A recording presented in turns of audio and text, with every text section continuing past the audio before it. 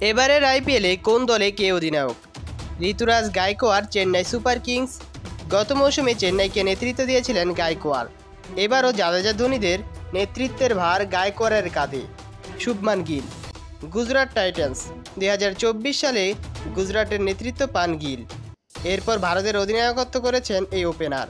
বর্তমানে ওয়ানডে দলের সহ অধিনায়ক গিল, তাই তাকে ঘিরে লম্বা সময়ের পরিকল্পনা করছে গুজরাট।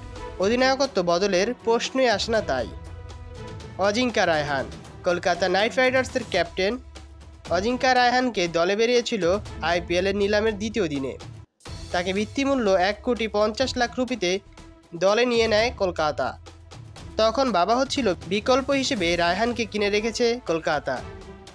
তবে শেষ পর্যন্ত সেই রায়হানকে অধিনায়কত্ব দায়িত্ব দেন। অভিজ্ঞতা কাজে লাগাতেই রায়হানকে অধিনায়ক হিসেবে বেছে নিয়েছে কলকাতা। Rishabh Pant, Lucknow Super Giant. গত কয়েক মৌসুম ধরে দিল্লিকে নেতৃত্ব দেওয়া ঋষভ পন্থ এবার লখনৌ সুপার জায়ান্টের অধিনায়ক। ব্যাটসম্যানের পাশাপাশি অধিনায়ক হিসেবে ও লখনৌ পন্থকে বিবেচনা করেছে। সেই কারণে নিলামে পন্থের পেছনে 27 কোটি রুপি ঢেলেছে দলটি। অক্ষর প্যাটেল, দিল্লি ক্যাপিটালসের ক্যাপ্টেন। ঋষভ পন্থের শূন্যস্থান দিল্লিতে পূরণ করেছে অক্ষর। হার্দিক পান্ডিয়া, মুম্বাই ইন্ডিয়ান্স।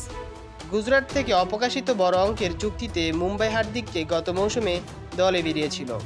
সে সময় রোহিত শর্মাকে সরিয়ে তার হাতে নেতৃত্বের ব্যাটন দেওয়া হয়। এবারও মুম্বাইয়ের নেতৃত্বে থাকছেন এই অলরাউন্ডার, তাই তার অধীনে খেলবেন ভারতের ওয়ানডে ও টেস্ট অধিনায়ক রোহিত শর্মা, টি-20 অধিনায়ক সূর্যকুমার যাদব। শ্রেয়াস আয়ার, পাঞ্জাব কিংস। প্রীতি চিন্তার পাঞ্জাব কিংসের বর্ষার নাম এবার শ্রেয়াস আয়ার। গত মৌসুমে অধিনায়ক হিসেবে কলকাতাকে চ্যাম্পিয়ন করা আয়ার এবার পাঞ্জাবকে নেতৃত্ব দেবে। 26,75,00,000 রুপিতে তাকে দলে নেওয়া হয়। Sanju Samson, Rajasthan Royals. 2021 সাল থেকে রাজস্থানের অধিনায়ক Sanju Samson. Rajat Patidar, royal Challenger Bangalore. এবার আইপিএলের বড় চমক রজত পাতিদার অধিনায়কের হওয়া। পাতিদার ওই অর্থে ভারতের ক্রিকেটের হাই প্রোফাইল কেউ নন, এমন একজনই এবারের আইপিএলে রয়্যাল চ্যালেঞ্জার ব্যাঙ্গালোর নেতৃত্ব দেবেন। Pat Cummins, Sunrisers Hyderabad. 2025 আইপিএলের একমাত্র বিদেশি অধিনায়ক হিসেবে কামিন্সকে অধিনায়কের দায়িত্ব দেওয়া হয়। 2023 ওয়ানডে বিশ্বকাপে জেতা এই অধিনায়কের অধীনে গত মৌসুমে ফাইনাল খেলেছিল হায়দ্রাবাদ।